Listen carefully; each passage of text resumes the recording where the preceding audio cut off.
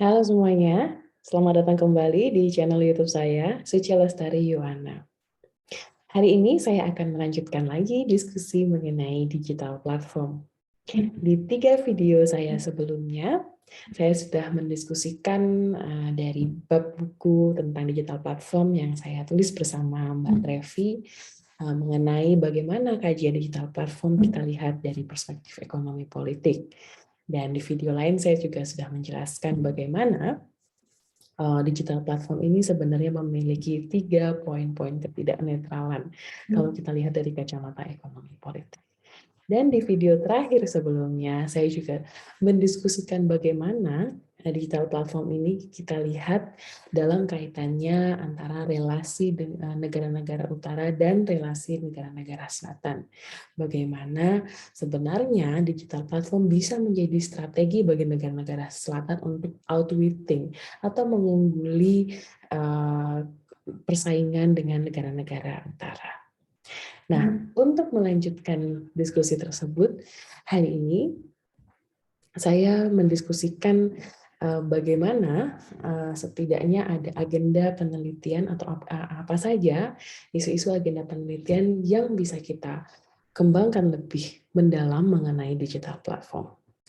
Dari uraian-uraian saya di video sebelumnya, kita bisa mengidentifikasi setidaknya ada urgensi yang begitu tinggi mengenai digital platform, baik untuk keperluan penelitian maupun merumuskan tantangan politik negara-negara di Global South dalam tata ekonomi pasca industrial. Salah satu isu penting yang perlu kita garis bawahi dalam diskusi ini adalah mengapa selama setidaknya sekitar 10 tahun perkembangan ICT MNC sebagai aktor global, terutama di bidang sharing dan gig ekonomi, belum bisa dikatakan memiliki legitimasi, baik di tingkat internasional maupun di tingkat nasional. Kurangnya legitimasi perusahaan platform terindikasi dari masih banyaknya protes, konflik, kasus peradilan, dan berbagai penolakan terhadap perusahaan platform di berbagai negara. Dinamika legitimasi perusahaan platform melibatkan banyak aktor dengan berbagai kepentingan, baik yang mendukung maupun yang menolak keberadaan digital platform. Misalnya dalam artikel yang saya tulis di tahun 2019 mengenai framing the sharing economy, di situ saya menulis bagaimana di Indonesia dan di Filipina setidaknya ada berbagai macam protes penolakan terhadap model bisnis transportasi online yang masih dilakukan sejak tahun 2015 hingga saat ini. Nah, di video ini saya akan mendiskusikan isu-isu yang telah atau sedang dikaji di Departemen Ilmu Hubungan Internasional Universitas Gadjah Mada yang merupakan langkah awal memetakan agenda-agenda penelitian teknologi digital dalam konteks The Global South. Isu yang pertama atau agenda yang pertama adalah mengenai identitas digital platform. Perusahaan platform terindikasi berkepentingan untuk menavigasi arah identitas keberadaan mereka sebagai perusahaan yang beroperasi di bidang bisnis e-commerce atau sebagai perusahaan teknologi guna menghindari terikat regulasi di bidang sektoral. Ini berarti perusahaan platform digital berkepentingan untuk hanya menjadi aktor intermediari dan tidak bertanggung jawab dalam interaksi sosial ekonomi yang dilakukan oleh user. Selain itu, posisi sebagai perusahaan e-commerce memungkinkan perusahaan platform untuk tidak mematuhi peraturan-peraturan sektoral seperti Uber misalnya yang tidak perlu terikat peraturan mengenai taksi atau transportasi publik. Isu identitas dan klasifikasi perusahaan digital platform ini penting untuk didorong sebagai salah satu agenda sentral dalam penelitian ekonomi politik di Global South. Di Departemen Ilmu Hubungan Internasional Universitas Gadjah Mada sendiri, kajian tentang konflik klasifikasi dan implikasi digital platform terhadap sektor ini sedang saya kembangkan. Misalnya salah satunya dengan artikel yang saya tulis di tahun 2020 ini yang mengilustrasikan arena battleground dari isu klasifikasi transportasi daring sejak 2015 hingga 2019.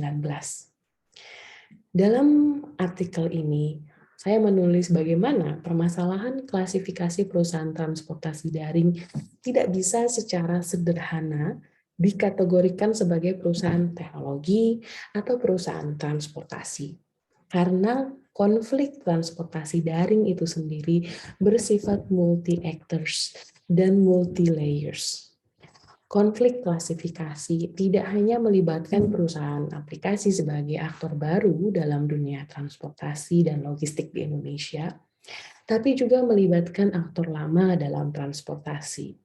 Ini juga selain itu, konflik ini juga melibatkan pengemudi transportasi daring itu sendiri dan juga melibatkan pemangku kebijakan. Dalam artikel ini, saya menggunakan pendekatan critical moments dan dramaturgi untuk melihat konflik sebagai rangkaian kejadian-kejadian krisis di mana setiap aktor yang berkepentingan itu saling bersaing dengan cara menunjukkan performance yang sesuai dengan narasi yang mereka produksi. Hasil dari analisis ini adalah gambaran transisi klasifikasi yang komprehensif memperlihatkan bagaimana klasifikasi perusahaan transportasi daring di Indonesia itu sebenarnya berubah dan terkonstruksi secara diskursif dari waktu ke waktu.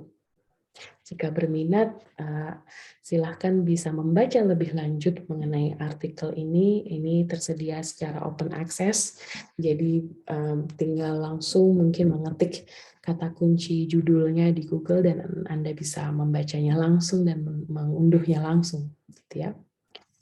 Itu agenda penelitian yang pertama. Lalu untuk agenda penelitian yang kedua yaitu tentang data sharing dan problematika ekonomi politik.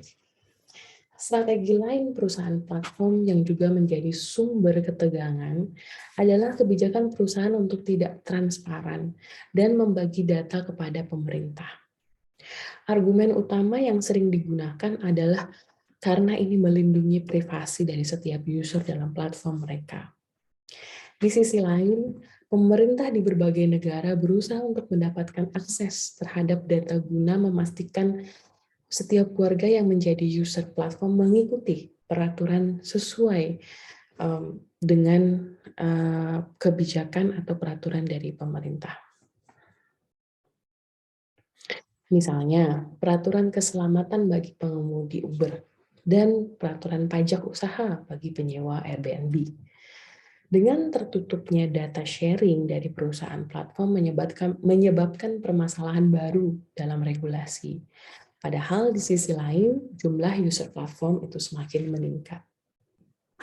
Legitimasi terkait data sharing tidak hanya terbatas pada penggunaan data dari user yang berada di platform yang beroperasi secara global. Dengan semakin derasnya arus data dan kebutuhan atas penyimpanan data-data tersebut, dalam sebuah storage yang aman dan efisien, menjadikan komputasi awan atau cloud computing menjadi salah satu solusinya. Akan tapi, isu yang sering kali muncul dan menjadi permasalahan tersendiri adalah perusahaan penyedia jasa komputasi awan yang berasal dari negara tertentu dan pusat data atau server yang berada di luar teritori negara, sehingga menimbulkan kekhawatiran akan keamanan dari data yang disimpan. Misalnya contoh kekhawatiran ini terjadi di India, di mana terdapat tuntutan terhadap penyedia jasa komputasi awan asing untuk membangun pusat data di India, terlepas dari jumlah investasi kapital yang tidak sedikit untuk membangun pusat data tersebut. Kajian yang sedang atau sudah ada di HIUGM saat ini, misalnya adalah kajian yang dikembangkan oleh Hollandari mengenai isu data sharing, di mana memiliki nuansa, menurut kajian ini, data sharing memiliki nuansa digital colonizations yang mengedepankan kesenjangan dalam hal kepemilikan dan kemampuan mengolah data.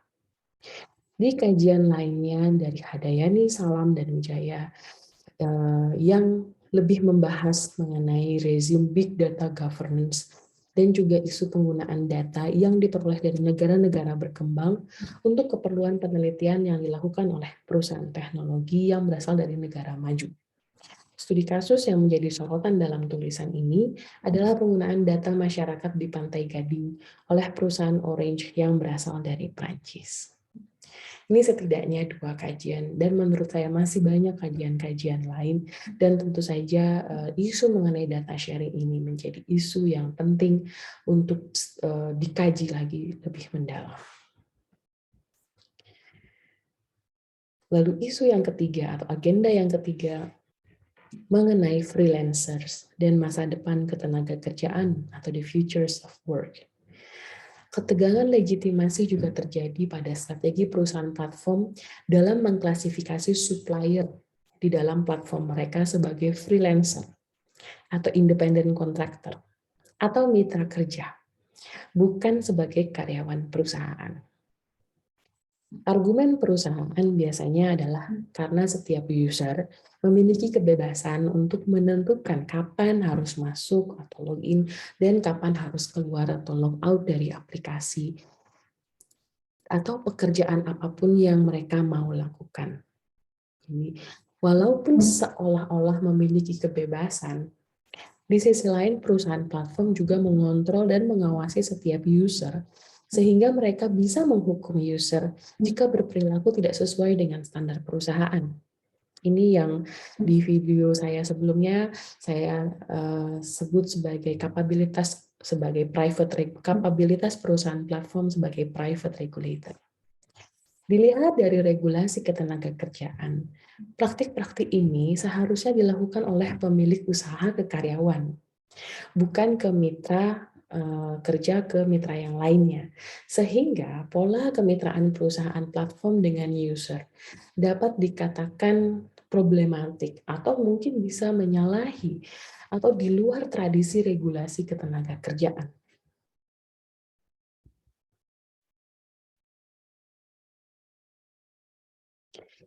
Praktik klasifikasi yang tidak reguler ini dapat ditemukan dalam berbagai bentuk pekerjaan yang berasal dari platform digital yang seringkali disebut sebagai platform ekonomi atau gig ekonomi. Implikasi paling mendasar dari status pekerja atau status tersebut adalah hilangnya tanggung jawab perusahaan terhadap para pekerja.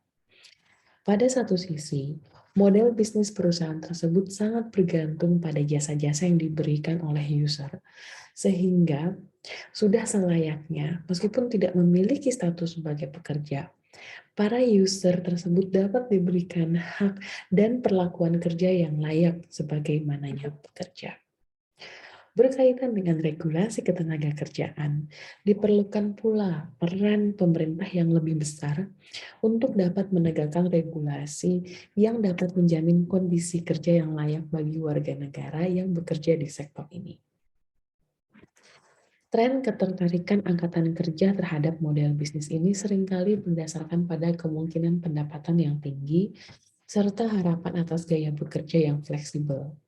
Apabila fleksibilitas kerja secara tempat maupun waktu, flex space, flex time pada sektor kerja reguler dianggap sebagai sebuah hal yang cukup sulit didapatkan, maka sebaliknya, kedua hal tersebut seringkali merupakan sebuah norma dari cara bekerja pada model bisnis platform ekonomi.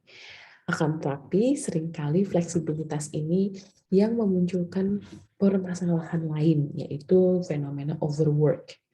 Dengan model kerja yang bersifat sangat fleksibel, maka perusahaan tidak memiliki kewajiban untuk memberikan upah lembur atau overtime, atau dan juga apabila ditarik kembali ke dalam isu mengenai kelayakan kondisi kerja, maka bentuk monitor jam kerja sebagaimana regulasi yang telah ditetapkan oleh pemerintah di masing-masing negara menjadi sulit untuk dilakukan.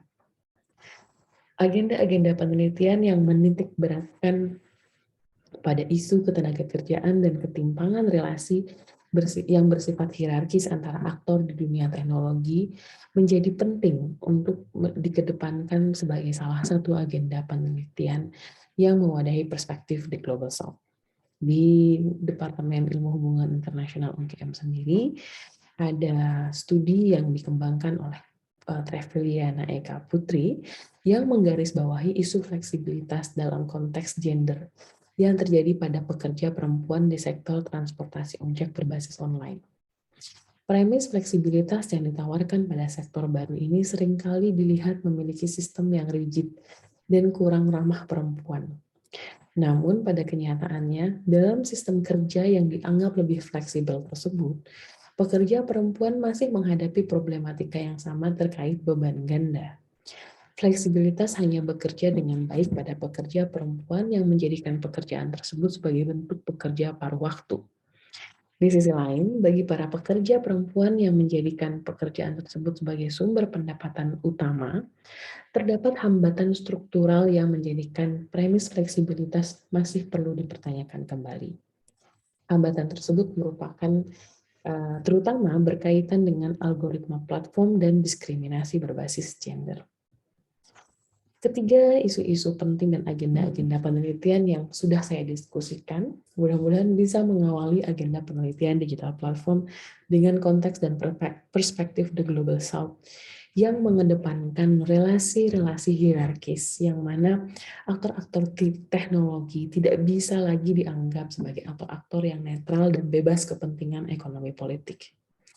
Agenda-agenda ini perlu menitikberatkan bahwa negara-negara di Global South bukan hanya objek pemasaran bagi teknologi-teknologi yang dihasilkan oleh the Global North, tetapi justru dinamika ekonomi politik yang terjadi di Global South telah turut andil dalam mereformulasi peran digital platform di ranah politik global. Sekian rangkaian video yang saya buat terkait diskusi mengenai digital platform yang saya ambil dari bab yang saya tulis di dalam buku The Global South. 4 video yang sudah saya buat merupakan pembahasan yang saya tulis di bab 4. Tapi tentu saja di dalam buku ini ada banyak sekali tulisan-tulisan yang sangat menarik yang mengangkat bagaimana kita memahami fenomena hubungan internasional dari perspektif The Global South, seperti yang ada di dalam daftar isi. Nah, mudah-mudahan video-video ini bisa sedikit bermanfaat untuk menambah informasi dan juga meningkatkan ketertarikan untuk memperbanyak kajian-kajian mengenai hubungan internasional dari perspektif Global South. Dan tentu saja secara lebih spesifik menambah kajian mengenai digital platform jika kita lihat dari sudut pandang ekonomi politik.